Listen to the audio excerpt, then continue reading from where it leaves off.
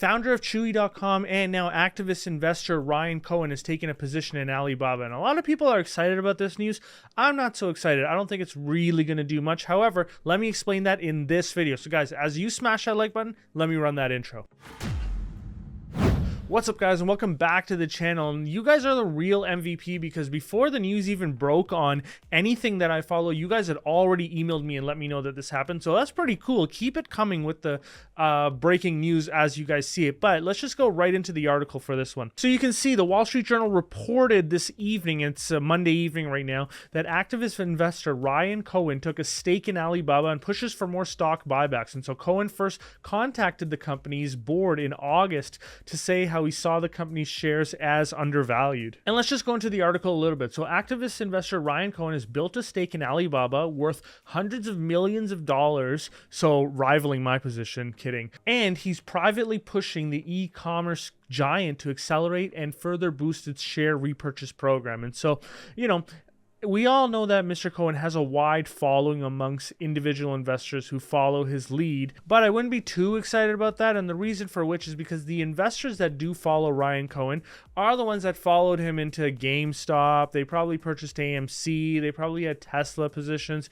They definitely invested in Bed Bath & Beyond. And in other words, what I'm trying to say is that a lot of these investors were not really like fundamental value type investors. They were just sort of like following the herd, and they got burned. A lot of them got burned a lot in 2022. So I don't know how much firepower these guys have. Also the frenzy of just, you know, buying up securities and different types of names because you think that it's going to blow up. I think that's largely gone away. So I wouldn't expect huge volumes coming into here and pushing up the share price, but I could be wrong. We'll see how this plays out, but ultimately it doesn't really change my thesis on Alibaba. It's still undervalued, but now it's, you know, less undervalued. Before it's trading at around 30% of its intrinsic value. Now it's trading at 50. So it's still a pretty good valuation. So worth owning still, I would say. And just coming back to this, it looks like he first contacted Alibaba's board in August to express his views that the company's shares were deeply undervalued based on his belief that the company can achieve double-digit sales growth and nearly 20% free cash flow growth over the next 5 years. And, you know,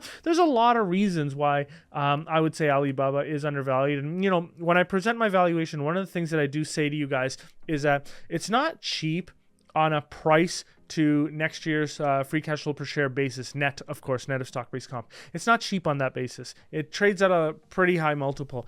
The reason why it's cheap is that the company is still expected to grow. So Ryan Cohen is right that based on the growth trajectory of this company, it's very cheap. And here they're making it seem like it was Mr. Cohen's communication that caused Alibaba to increase its repurchase program. I don't think that's the case at all, but they're saying subsequent to Mr. Cohen's initial communication, Alibaba in November announced its board approval, expanding the company's share repurchase program by $15 billion to $40 billion, while also extending it through March of 2025. Look, here's the thing. The company is just buying back a lot of shares. Look, anytime a company has excess capital and they don't have anywhere to deploy it, of course you want them to buy back shares or, you know, pay dividends, however they want to do it. I think buying back shares is more optimal, especially in an environment where the share price is really cheap. And so I really hope that they did continue to aggressively buy back shares. I know a lot of you guys are pretty much saying that they better have purchased shares when they were really cheap. And so we'll see how much in by way of shares they did purchase in their third quarter of their fiscal year 2023 when the results do come out. Now, Mr. Cohen did say that, you know, Apple is a good or provides a good roadmap for Alibaba because, you know, they've purchased hundreds of billions of dollars of its own stock,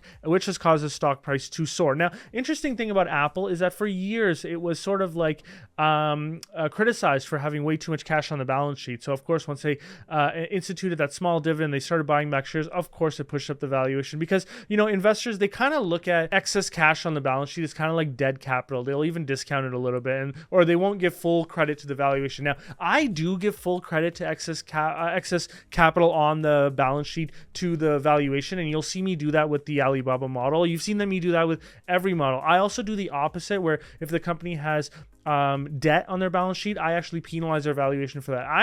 I know that I'm unique in the way that I do that, but I also feel as though I'm correct for the way that I invest.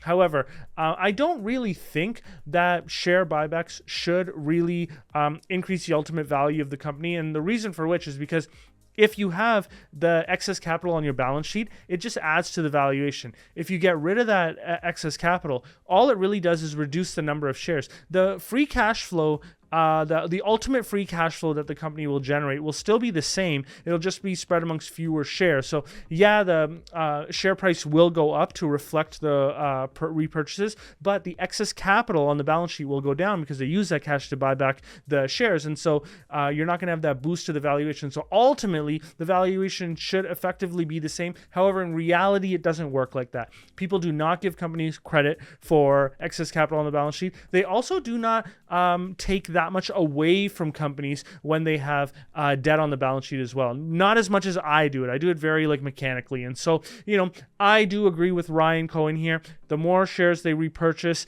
that they can sort of like responsibly repurchase, the better the company's valuation will look overall. And thus people will obviously price the company higher and higher, presumably. And that's what they go on to say here. Share repurchases can support stocks by reducing the supply of shares traded and boosting the per share profit. And you know what? Ultimately, in reality, this is what happens. And I just wanted to show you guys the excess capital calculation that I have in the model for Alibaba. So you can see they got a lot of cash, short-term investments. They have these equity securities and other investments. This is where Ant Group actually sits. And I take the position that you could just sell all of these if you really, really need to. They could sell Ant Group if they really need to. So that it gets included into my excess capital calculation. You can calculate excess capital any way that you want. You can take this out if you wanted to, and you would just get to $29 per share as opposed to $38 per share.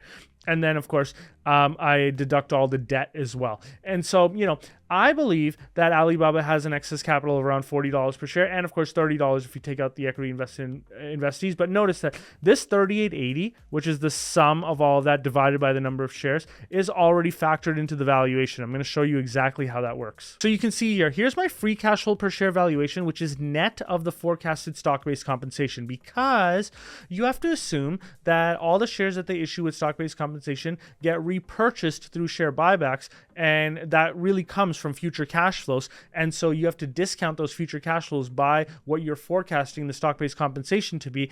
And so you have a lower valuation placed on the perpetual cash flows that come to the owners. And so I'm saying that the perpetual cash flows are approximately around $200 per share, 188.27, call it 200 to be even. So effectively what I'm saying is this is a $200 per share company. And, the excess capital, also, I would say that this is a $200 per share company on my somewhat pessimistic revenue growth assumptions. And so, if they continue to increase revenue growth at more than just 8 or 9%, they do in the double digits like Ryan Cohen is saying that they could, then the company's valued much higher than this. And so I'll just put that into perspective. Also, my terminal multiple is very low, so just keep that in mind. Relative to the current multiple that they're trading at 23 times earnings. I'm saying that they ultimately at the end of 10 years trade at 15 times earnings. So here's that 38.80 that you guys saw. So I add these together to get to the 227. So I'm giving them credit for that excess capital on the balance sheet. And so,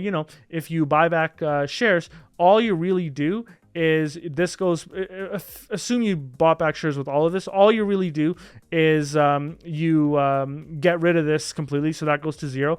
And the valuation per share goes up. That's all that does. And so this presumably goes up to 227.07 if you use all this. So that's kind of how this works. So the valuation ultimately doesn't change, but we know that in reality, when the company makes more per share, people will put the same multiple on it, and of course drive up the share price. And that's kind of what happens. And so I want to know from you guys what you think about this. Does Ryan Cohen entering Alibaba make for a short-term surge in the stock price? It looks like he's a long-term investor, so he will stick here for a long term. At least that's what I think. He does have an affinity for China. I think he's even written a children's book about his travels to China. And so, you guys let me know what you think. Is this good? Is this bad? Let me know. Now, the other story that did come out today was the fact that Alibaba is looking to boost sales with a buy now, pay later scheme for their AliExpress business. And if you missed that video, you can get to it right here.